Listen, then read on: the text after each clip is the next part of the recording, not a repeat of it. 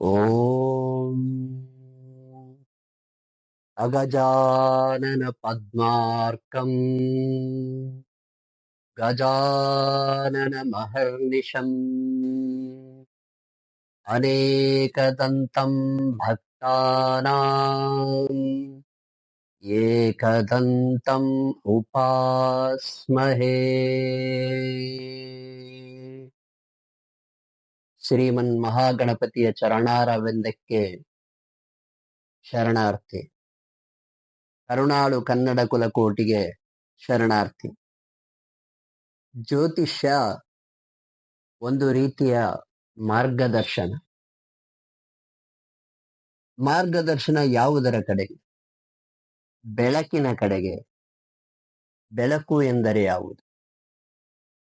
ಪ್ರಪಂಚದ ಮಹಾ ಬೆಳಕು ಭಗವಂತ. ಭಗವಂತನೇ ಬೆಳಕು. ಈ ಬೆಳಕನ್ನು ಕಾಣುವ ರೀತಿ ಹೇಗಪ್ಪ ಅಂದ್ರೆ ಭಕ್ತಿಯ ಮುಖೇನ. ಯಾವುದಾದ್ರೂ ಜ್ಯೋತಿಷ್ಯ ಹತ್ರ ಹೋದ್ರೆ ನಿಮಗೇನ್ ಪರಿಹಾರ ಹೇಳ್ತಾರೆ? ಈಶ್ವರನ್ನು ಪೂಜಿಸು, ಗಣಪತಿಯನ್ನು ಪೂಜಿಸು, ಶ್ರೀಹರಿಗೆ ಪೂಜೆ ಮಾಡು, ಆ ಧ್ಯಾನ ಮಾಡು, ಈ ಹೋಮ ಮಾಡು, ಈ ಹವನ ಮಾಡು, ಈ ಗುಡಿಗೆ ಹೋಗ್ಬಾ, ಹೀಗೆ ಹೇಳ್ತಾರಲ್ವಾ? ಅಂದ್ರೆ ಅದರ ಅರ್ಥ ಎಲ್ಲರನ್ನು ಭಕ್ತಿಯ ಕಡೆಗೆ ನಡೆಸೋದು ಎಂದರ್ಥ. ಮತ್ತೊಂದು ವಿಷಯ, ಈ ಜ್ಯೋತಿಷ್ಯವನ್ನ ನಂಬಬೇಕಾ ಬೇಡವಾ? ಈ ಗೊಂದಲ ಸಹಜ. ಯಾಕೆ ಜ್ಯೋತಿಷ್ಯದ ಬಗ್ಗೆ ನಂಬಿಕೆ ಇಲ್ಲ ಅಂತಂದ್ರೆ ಸರಿಯಾದ ಗುರು ಯಾರಿಗೂ ಸಿಕ್ಕಿಲ್ಲ. ಆ ಕಾರಣಕ್ಕಾಗಿ ಜ್ಯೋತಿಷ್ಯವನ್ನ ಜನ ಅಷ್ಟಾಗಿ ನಂಬ್ತಾ ಇಲ್ಲ. ಜ್ಯೋತಿಷ್ಯವನ್ನು ನಂಬಬೇಕಾ ಅಂತ ನನ್ನನ್ನು ಕೇಳಿದ್ರೆ ನಾನು ಹೇಳೋದು ನಂಬಲೇಬೇಕು. ನಂಬಬೇಕು ಅಷ್ಟೇ ಅಲ್ಲ, ನಂಬಲೇಬೇಕು. ನೋಡಿ, ಭರತ ಖಂಡದಲ್ಲಿ ಹಿಂದೆ ಪುರಾಣ ಕಾಲದಿಂದಲೂ, ಪ್ರಾಚೀನ ಕಾಲದಿಂದ ಋಷಿ ಮುನಿಗಳು ನೂರಾರು ಸಾವಿರಾರು ವರ್ಷಗಳ ಕಾಲ ತಪಸ್ಸು ಮಾಡಿ ನಮಗೆ ಮಂತ್ರಗಳನ್ನು ಕೊಟ್ಟಿದ್ದಾರೆ, ಪೂಜಾ ವಿಧಾನಗಳನ್ನು ತಿಳಿಸಿದ್ದಾರೆ. ಯಾಕಪ್ಪ ಅಂದ್ರೆ ನಮಗೆಲ್ಲ ಅನುಕೂಲವಾಗಲಿ ಅಂತ. ನೋಡಿ, ಋಷಿ ಮುನಿಗಳಷ್ಟು ತಪಸ್ಸು ಮಾಡಿ ಅಷ್ಟೊಂದು ಶಕ್ತಿ ಪಡ್ಕೊಳ್ಳೋದು ನಮಗೆ ಬೇಕಾಗಿಲ್ಲ. ನಮಗೆ ಏನ್ ಬೇಕು? ನಮ್ಮ ಬದುಕು ಸರಿ ಹೋಗ್ಬೇಕು, ನಮ್ಮ ಮನೆ, ನಮ್ಮ ಕುಟುಂಬದ ಬದುಕು ಸರಿ ಹೋಗ್ಬೇಕು, ನಮ್ಮ ಬಂಧು ಮಿತ್ರರು, ಸಮಾಜ ಎಷ್ಟು ಒಳಿತಾಗ್ಲಿಕ್ಕೆ ಬೇಕೋ ಅಷ್ಟು ಶಕ್ತಿ ನಮಗೆ ಬೇಕಲ್ವಾ?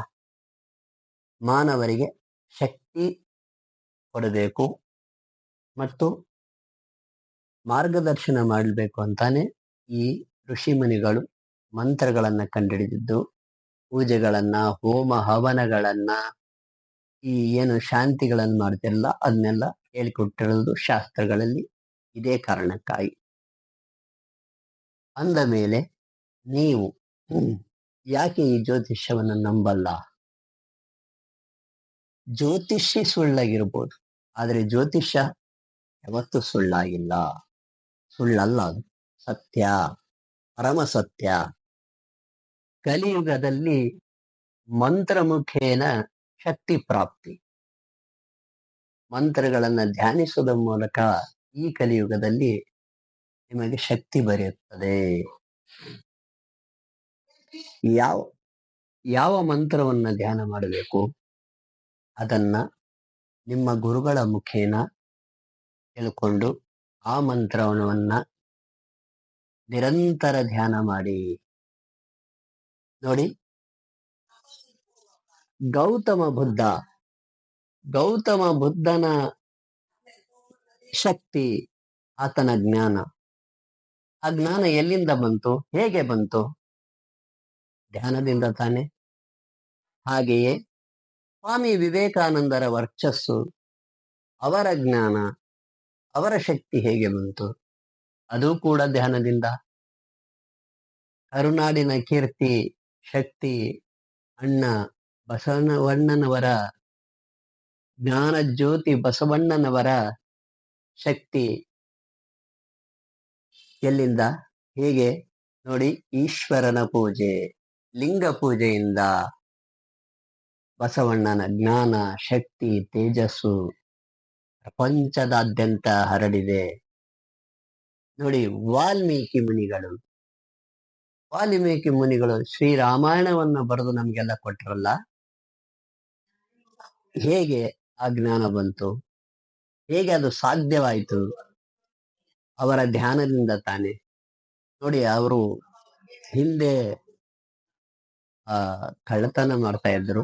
ರತ್ನಾಕರ ಎಂಬ ಹೆಸರಿತ್ತು ಅವರಿಗೆ. ಆ ಕಳ್ಳತನವನ್ನ ಬಿಟ್ಟು ರಾಮನ ಧ್ಯಾನ ಮಾಡಿ ಜ್ಞಾನ ಶಕ್ತಿಯನ್ನು ಪಡ್ಕೊಂಡು ರಾಮಾಯಣ ಬರೆದ್ರಲ್ಲ, ಸುಮ್ನೆನಾ? ಇದೆಲ್ಲ ಆಗಿದ್ದು ಹೇಗೆ ಅಂತ ನೋಡಿದ್ರೆ, ಇದೆಲ್ಲ ಧ್ಯಾನ ಮುಖೇನ, ಪೂಜೆ ಮುಖೇನ, ದೇವರ ಆಶೀರ್ವಾದ ಮುಖೇನ ತಾನೆ.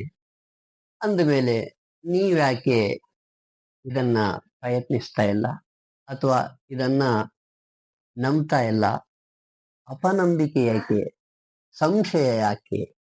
ಬಂಧುಗಳೇ, ನೀವು ನಿಮ್ಮ ಬದುಕಿನಲ್ಲಿ ಸಾಕಷ್ಟು ಕಷ್ಟಗಳನ್ನು ಎದುರಿಸ್ತಿರಬಹುದು ಅಥವಾ ಯಾವುದೇ ತೊಂದರೆಗಳಲ್ಲಿ ಸಿಕ್ಕಾಕೊಂಡಿರಬಹುದು. ಈ ಕಷ್ಟಗಳಲ್ಲೇ ಮುಂದುವರಿಯುವ ಬದಲು ಒಬ್ಬ ಒಳ್ಳೆ ಗುರುವನ್ನ ಭೇಟಿಯಾಗಿ ಅವರಿಂದ ಮಾರ್ಗದರ್ಶನ ಪಡೆದು ನಿಮ್ಮ ಜಾತಕದಲ್ಲಿ ಯಾವ ಗ್ರಹಗಳು ಚೆನ್ನಾಗಿದ್ದಾವೆ, ಯಾವ ಗ್ರಹಗಳು ಚೆನ್ನಾಗಿಲ್ಲ, ಇದನ್ನ ಮೊದಲು ತಿಳ್ಕೊಳ್ಳಿ. ಯಾವ ಗ್ರಹಗಳು ಚೆನ್ನಾಗಿದ್ದಾವೆ ಆ ಗ್ರಹಗಳಿಗೆ ಏನೂ ಮಾಡುವ ಅವಶ್ಯಕತೆ ಇಲ್ಲ. ಆದರೆ ಯಾವ ಗ್ರಹಗಳು ಚೆನ್ನಾಗಿಲ್ಲ, ಆ ಗ್ರಹಗಳಿಂದ ಯಾವ ರೀತಿ ಕಷ್ಟ ಬರ್ತಾ ಇದೆ ತಿಳ್ಕೊಂಡ್ಬಿಟ್ಟು ಆ ಗ್ರಹಗಳ ಶಾಂತಿ ಯಾವ ರೀತಿ ಮಾಡ್ಬೇಕು ಅಂತ ತಿಳ್ಕೊಬೇಕು. ನೋಡಿ, ಗ್ರಹಗಳ ಶಾಂತಿ ಧ್ಯಾನದಿಂದ, ದಾನದಿಂದ, ಹೋಮ ಹವನಗಳಿಂದ ಮತ್ತು ರತ್ನಗಳ ಧಾರಣೆಯಿಂದ ಸರಿಪಡಿಸಿಕೊಳ್ಬಹುದು. ಮತ್ತೆ ಯಾವ ದೇವರನ್ನು ಪೂಜೆ ಮಾಡಿದ್ರಿಂದ ಯಾವ ಗ್ರಹ ನಿಮಗೆ ಒಳಿತನ್ನು ಮಾಡಲು ಶುರು ಮಾಡುತ್ತದೆ ಎಂದು ತಿಳ್ಕೊಳ್ಳಿ. ಆ ಮೂಲಕ ನಿಮ್ಮ ಬದುಕನ್ನ ಸರಾಗವಾಗಿ ನಡೆಯುವಂತೆ ನೋಡಿಕೊಳ್ಳಿ. ನೆಮ್ಮದಿಯಿಂದ ಬದುಕನ್ನ ಸಾಗಿಸಿ ಅಂತ ಹೇಳ್ತಾ ಈ ವಿಡಿಯೋವನ್ನ ಮುಗಿಸ್ತಾ ಇದ್ದೇನೆ. ಶುಭವಾಗಲಿ. ಶರಣ.